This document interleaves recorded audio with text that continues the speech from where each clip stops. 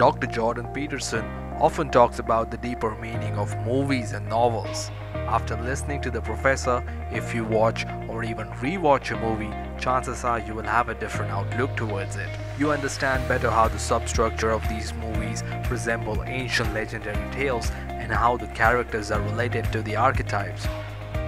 So here's a list of 5 movies you should watch if you follow Dr. Jordan Peterson. We start the list with an animated one, and you might have guessed it already. It's Pinocchio. Professor has a whole lecture explaining this movie and has referenced it many times. A lot of attention to details went into making this movie. Here's an example. Look how Lampwick throws a brick into a mandala, breaking it into pieces, which symbolically represents destruction of your own potential. Listening to the professor, you have a different outlook towards it, and it's no more a kid's movie. Pinocchio is based on the biblical story of Jonah and the whale. There is a whole Maps of Meaning lecture titled Marionettes and Individuals based off of it. I haven't found a modern equivalent of Pinocchio, but if you know, please tell us in the comment section. The next one on the list is a much more recent one, which came out in May of 2017. It's King Arthur, Legend of the Sword. The movie may not have done well on the box office, but for us Jordanians, it's a very interesting movie to watch. You may have seen Lion King, but what is it based on? The story structures and archetypes in it are much more older than any Disney movie ever made. Not only Lion King, but Shakespeare's Hamlet is also inspired by the same. The story structure is very similar. Father is betrayed and killed by his brother, and the son is sent into exile. He returns as an adult to take revenge and reclaim his kingdom. Instead of Lion King, we decided to add King Arthur.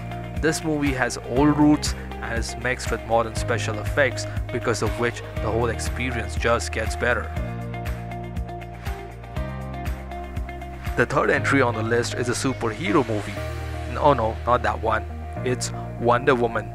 The reason this movie made it on the list is because the build-up behind Princess Diana's character has a stark resemblance with an ancient historical figure that Professor talks about.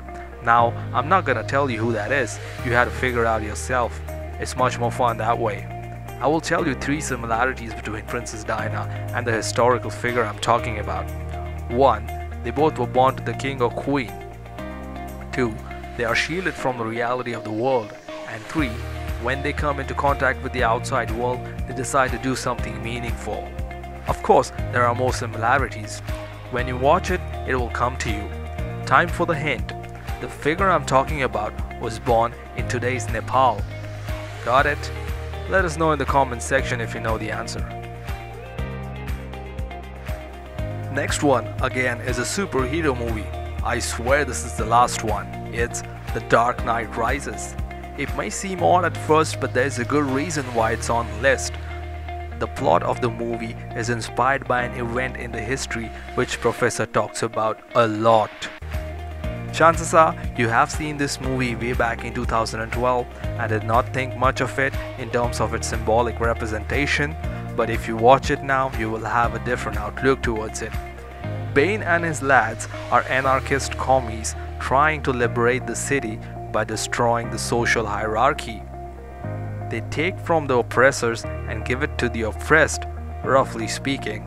Sounds familiar, right? Because that's what happened in Lenin's Soviet Union, Mao's China, and almost all other communist countries. Listen to Bane's speech in front of the Blackgate prison. Apart from the small hiccup where Bane tries to nuclear bomb Gotham, it fits perfectly. And that's the genius of Christopher Nolan's writing. When you watch this movie, the more you look, the more you will see. We kept the best one for the last. This movie you should be watching. You really should. Professor talks about Dostoevsky so much that now I can pronounce Dostoevsky properly. There are so many times when Professor has referenced Crime and Punishment.